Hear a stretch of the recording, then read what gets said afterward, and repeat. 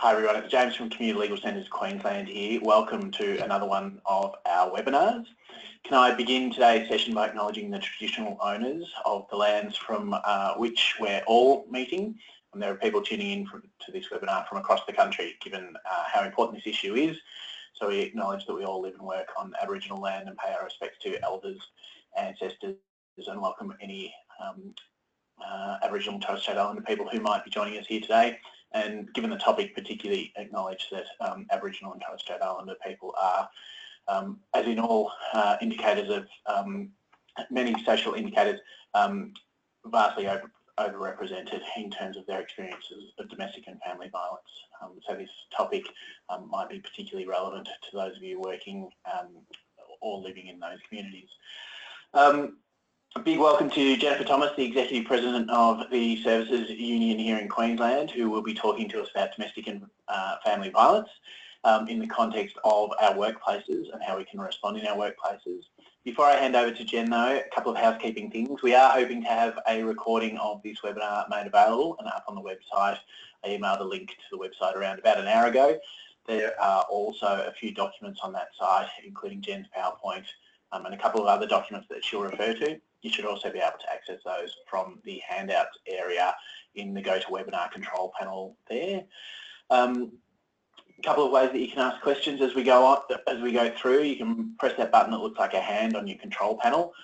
We'll see something that looks like a hand going up at our end. We'll be able to unmute your microphone and you'll be able to ask a question that way. The other way that you'll be able to ask a question is to type it into the questions box on your control panel there. I think that's enough from me. Can I hand over to Jen, as I said, the Executive President of the Services Union, to talk about domestic and family violence in the context of our workplaces. Thanks, Jen. Thanks, James. Hi, everyone.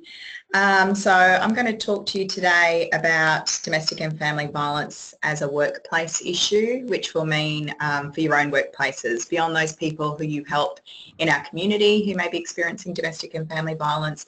This is actually a real focus in terms of obligations at work and how we can support our colleagues who may also be experiencing domestic and family violence.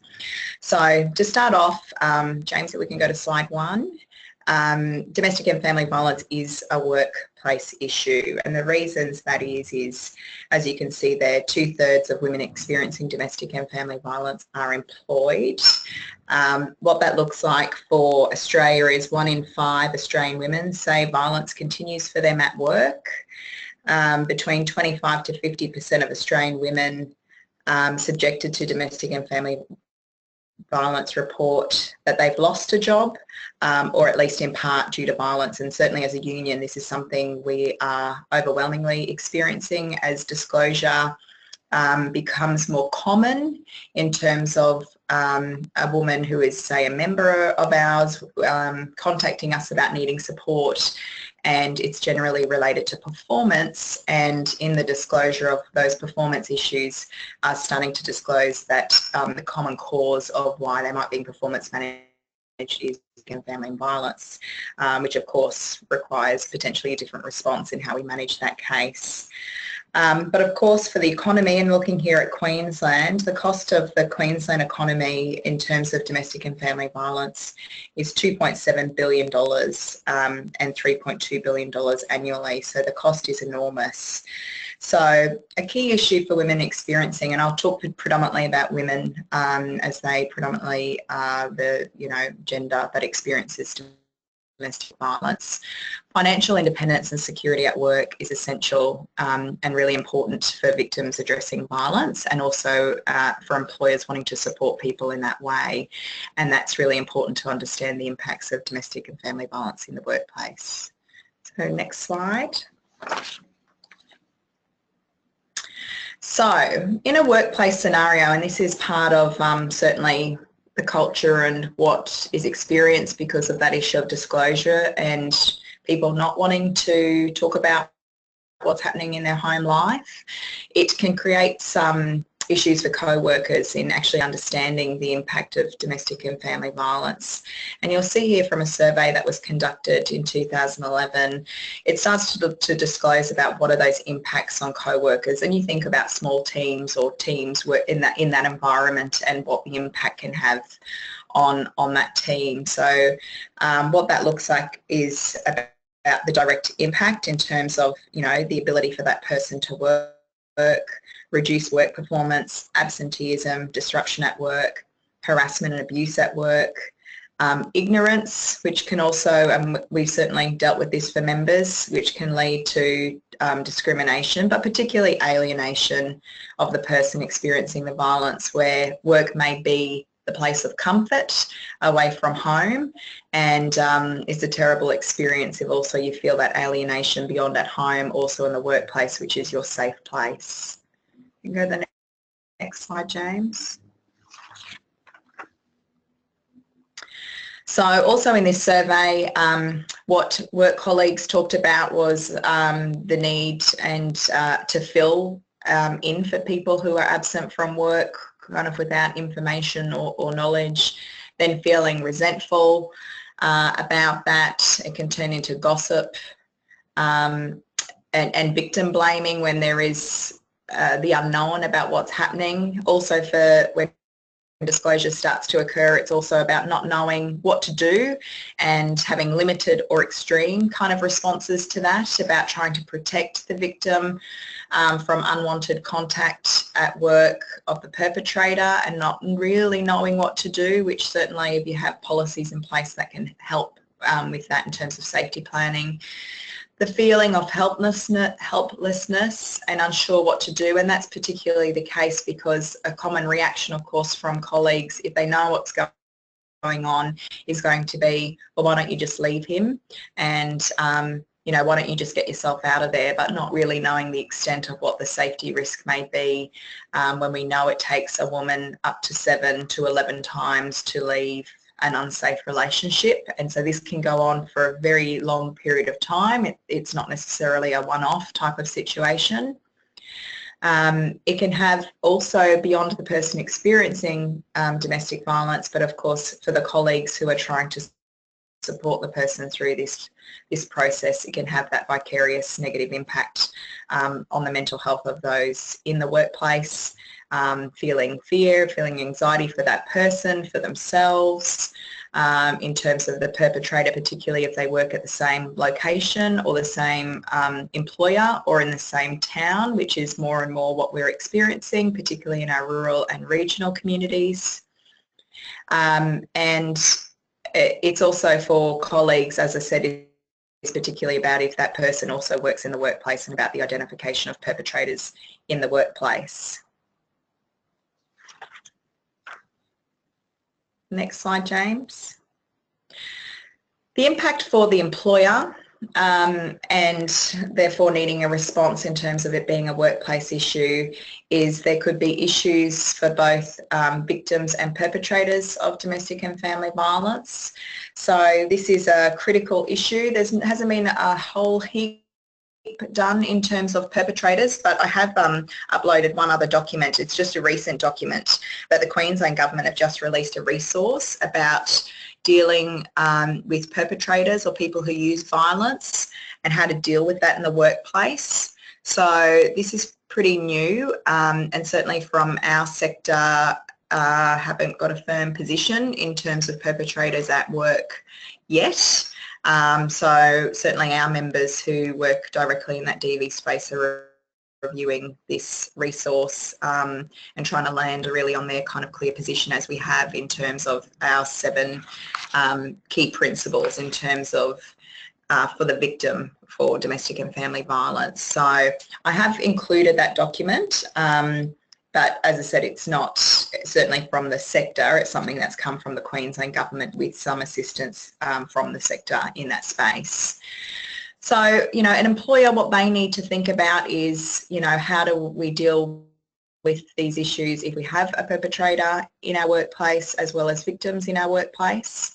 They need to also think about the productivity issues, of course, about lost time, issues with performance, which is overwhelmingly affected, particularly for a victim experiencing domestic and family violence. And if we talk about perpetrators, one of the most common issues in terms of performance is the use of surveillance in workplaces and lost time, and particularly using workplace equipment to carry out surveillance on their partner, which can trigger significant performance issues at work, and as well as about that point of contact if they are from the same workplace or in the same town and have connections as a contractor or a client or something of the likes in terms of that relationship from employer to employer.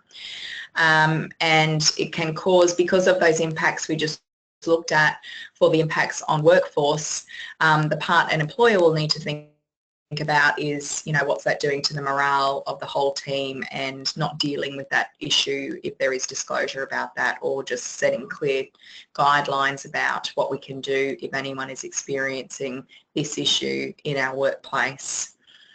The other considerations is about staff turnover.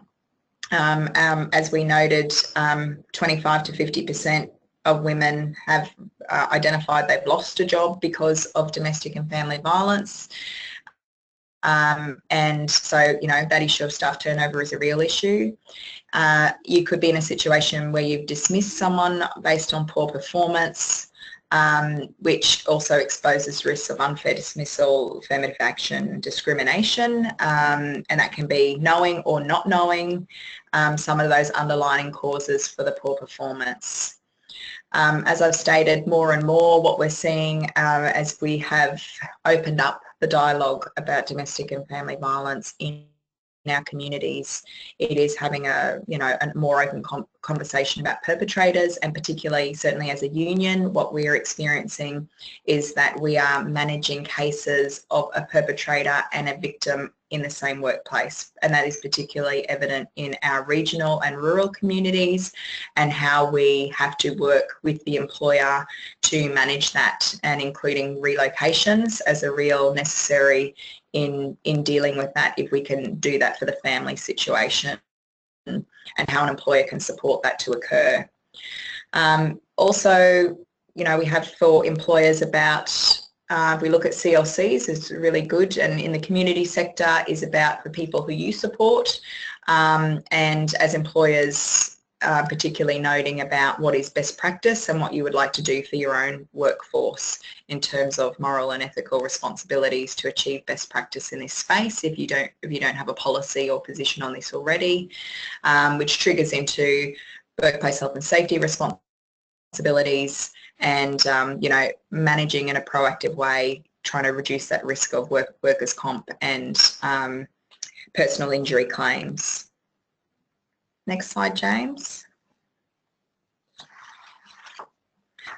So really it comes down to a question then of why you would provide support.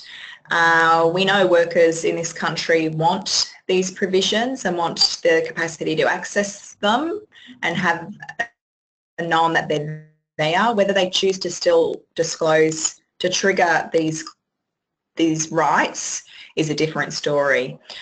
So there was a report recently released that, and we've got some information, as you'll see further on, about 2 million workers in Australia have access to provisions of domestic and family violence support, including paid leave, but only 1.6% of Australians actually accessed it. So there's still a real issue about the barriers to disclose and what that means, and particularly for people feeling comfortable to do that, which, you know, will come in time or will come based on the culture of the workplace. So it's an interesting statistic as, you know, more and more people are getting this entitlement. It's still about whether they feel comfortable in talking about these type of issues at work, even with the supports in place. But in terms of why you would still look to provide and support initiatives in this space, links to a duty of care as an employer. You know, key issues there is about, you know, corporate responsibility. And the more employers that we have taking this stance, it is of course assisting bigger conversation in the community, which is about that we need to support victims, that we need to have services, that we need to ensure that we're doing everything we can, but also it's stamping out clear views about, you know, it's something that we want to tackle in our community response, as it is a huge purge on our economy as well as in our communities, in our homes. Providing support will be directly linked about reducing risks of violence at work, because we would be talking about safety plans and the practical things you can do to support victims, as well as start dealing with perpetrators at work. The initiative will look towards improving staff's health and safety and well-being, reducing liability, to ensure DV response is a part of, you know, your overall plan, and we start thinking that way when we're thinking about the safety of our workers. And particularly, as I said initially, it was always about taking a stand against domestic violence and connecting people to support, which is really crucial. And the connection to support in that referral process is the likes of CLCs in terms of legal matters, is the likes of going to DV Connect or 1800 Respect. It is, of course, to the likes of our women's refuge services in the community sector. These are all the clear referral points to ensure that people are getting the right help, and it's not a HR officer or the local manager saying about this is the right way to get help. We need to refer it back to our sector to ensure people who are going through this are getting the professional support that they need. The other key issue is about reducing cost turnover and lost productivity. So what we want to do is ensure that these women can stay at work and return to work after a period of time off, if that is what's required. Next slide, James. So for the victim, so we've been through for the workforce and what they experience in terms of employer obligation, but also taking a leadership position on that and showing best practice.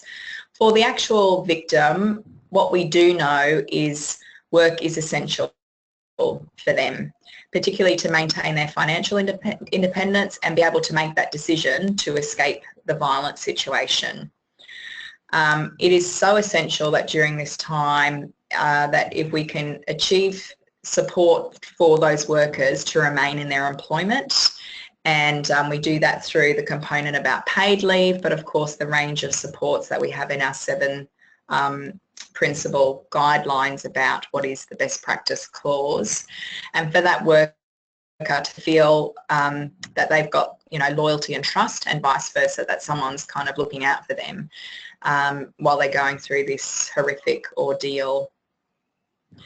Workplaces that are able to manage employees who are perpetrators, as I said, it's a pretty new concept about how organisations are doing this, but it is something I know certainly as practitioners in the industrial relations and HR kind of field are overwhelmingly wanting direction about, and feeling, you know, it's a hard job already to support someone who's a victim, but they're even more concerned about how to manage a perpetrator. You know, as I said, it is a kind of coming of age piece of work that there's not a hell of a lot of academic information about, but I think we'll, you know, in the next 12 months we'll nail the position from the sector in relation to what will be best practice in this space. But what, you know, is of utmost importance is about how we still manage those perpetrators. You know, immediately people think in terms of that performance management, maybe it's best to, you know, sack that person, but what we do know is certainly from the sector are saying actually it's best to keep perpetrators in work, because of course if the person's let go, it gives them 100% of their time to focus on surveillance of the woman or in that relationship, in terms of increasing the risk of violence. So you know, it is still a space that is being looked at this point in time, but you know, at least we've got one kind of resource that's started on, certainly here in Queensland. You may have other resources in other states, but if we have a position, it is for the employer about trying to reduce, vicarious liability and, reputational damage to ensure that we're doing everything we can to manage that. Next slide.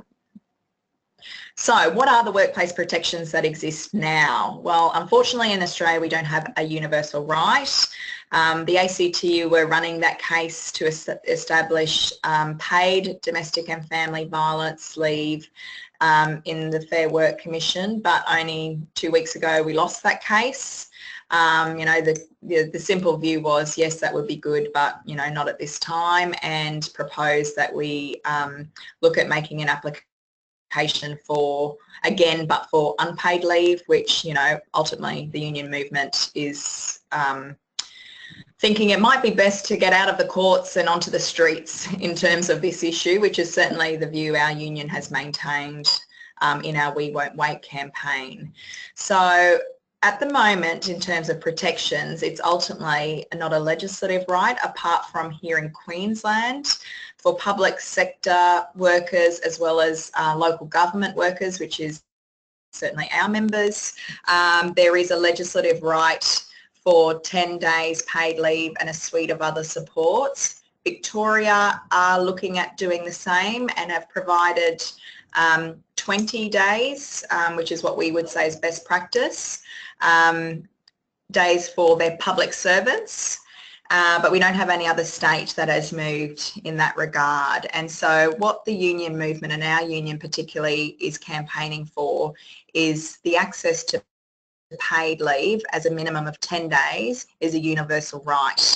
And so what we would say is to our state governments is that they should legislate that in their capacity, and the federal government should establish domestic and family violence as a minimum of 10 days as a national employment standard. So that is what we are campaigning for. In the meantime, how we largely achieve improvements to paid leave, but as well as the suite of conditions to support someone experiencing domestic and family violence at work, is through bargaining or establishment of policy directly with workers and employers. And so the union movement has achieved access to paid domestic and family leave for over 2 million workers. So our union was the first union to establish this back in, I think it was 2010 or 11 at the Surf Council in Surf City Council in Victoria, I think it's called. And then in Queensland, we established it in Queensland Rail in 2012 as the next kind of big employer in the country.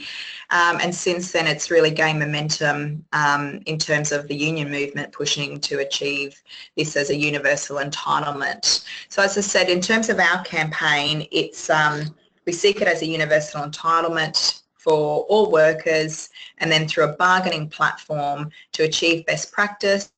It is our 7-star clause, which I'll go through a little bit about and have provided you with that clause. So part of our We Won't campaign, though, beyond the entitlement and support, we're also clearly seeking about that there is ongoing funding and appropriate funding for the referral services as part of our campaign, because of course the ASU supports members who work in these services, including CLCs, and what we know is we've got more intake than what we do in terms of resources to be able to support these folk who are experiencing this ordeal, and we want to be able to provide adequate services to actually stamp out family violence in our communities, and we can't do that unless we have the services needed to support these people. So that's kind of our platform in terms of what we'll be seeking, and the ACTU have just adopted our ASU We Won't Wait campaign, and so that will have a really clear national focus now, particularly that we've lost the case in Fair Work. So the other workplace protections workers have now is the right to request a flexible work arrangement under the Fair Work Act, discrimination on the basis of gender and family responsibilities, and workplace health and safety obligations. On the next page, James. Yep.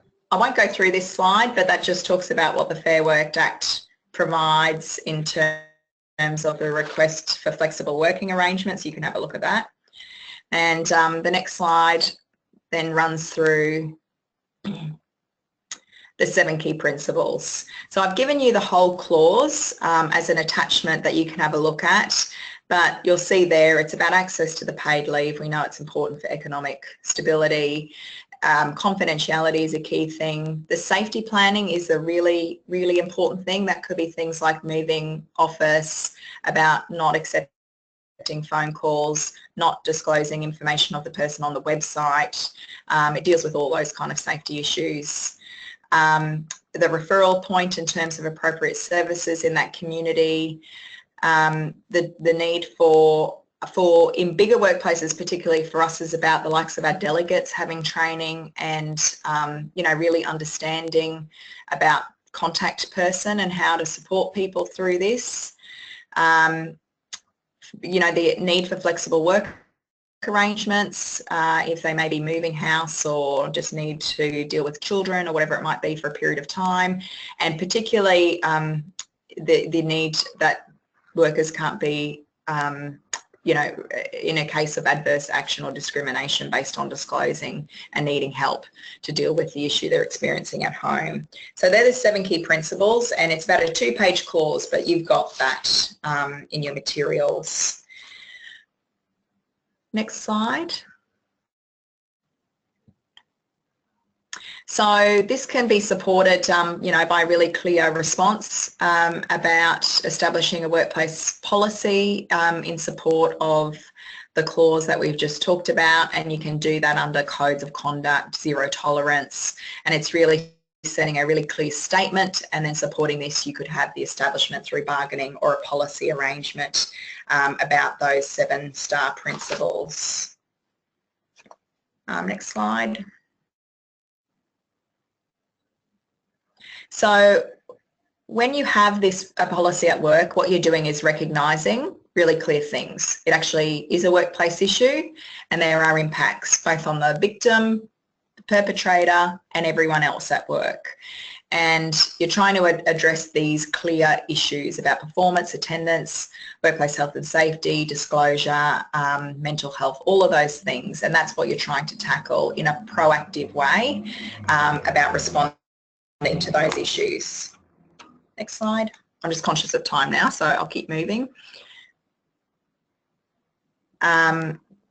What you do in establishing a policy is you send a clear message, one about your leadership role in your community, about domestic and family violence, and at an organisational level, it's that their job is safe, and if they are willing to disclose, how you will treat that, which is confidentiality, and you train people in knowing how to deal with that, and you're taking those immediate steps to deal with the needs of that worker at that time.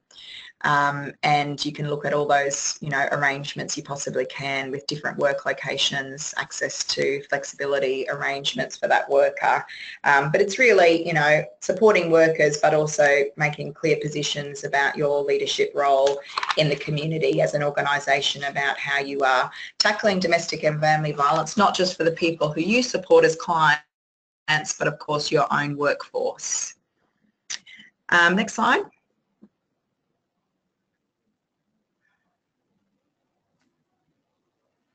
And the big part about what we talk about in our workplaces is that clear responsibility about making sure that worker receives the right help. So not what the HR manager might feel, or the CEO, or the colleague, but they're actually getting the right help to work through those issues and get access to services that are needed. The final slide, again in a workplace sense, is everywhere that we've been able to successfully achieve domestic and family violence. For us, what we do as a union is, when we particularly get the 7-star principles, we also encourage organisations to do some training in relation to understanding what this means and you know, how it's a policy at work and how to recognise and respond in the workplace to domestic and family violence. And then understand your rights, and we also do a little certificate as well as a trophy kind of for delegates, but as well as the employer, just to say actually this is a proactive thing you are doing, one for all of these workers in terms of support if they are going through this ordeal, but also as a community response and leadership position to recognise your contribution to managing domestic and family violence at work and in the community. So, you know, it's really key things that we need to do at the moment as part of, you know, the bigger initiative of how we're responding in our communities. And an easy way to start is at your own workplace. So that kind of, I think that gets me right to the 11:30 mark in terms of the half hour and covers all the material. But the referral points, as I've said, is I have included the Queensland document, which is about perpetrators, but the key document for us is about the 7 key principles, and it goes through each of those 7 principles in detail about establishing those causes at work. James, that's all I've got. I don't know if there's any questions. Thanks, Jen. That was a really practical guide for those of us managing small community legal centres and other community organisations about how we can do this stuff better. Folks, there are a couple of ways that you can ask questions. As I said before, you can type something into the questions box, or you can press that button that looks like a hand on the GoToWebinar control panel. If you've got any questions, Jen, I think your presentation was so thorough. I don't know that there are many questions coming. I know, I am a pretty practical person, so that's fine. Terrific. Look, we might draw a line there. Jen's email address was included in the email that I sent around to participants earlier this morning. So if you've got any questions, please flick them to me and or Jen. Jen, can I, on behalf of the people clapping and cheering wildly at computer screens around Queensland and across the country, thank you for, as I said, what was a really practical and thoughtful presentation and very thorough.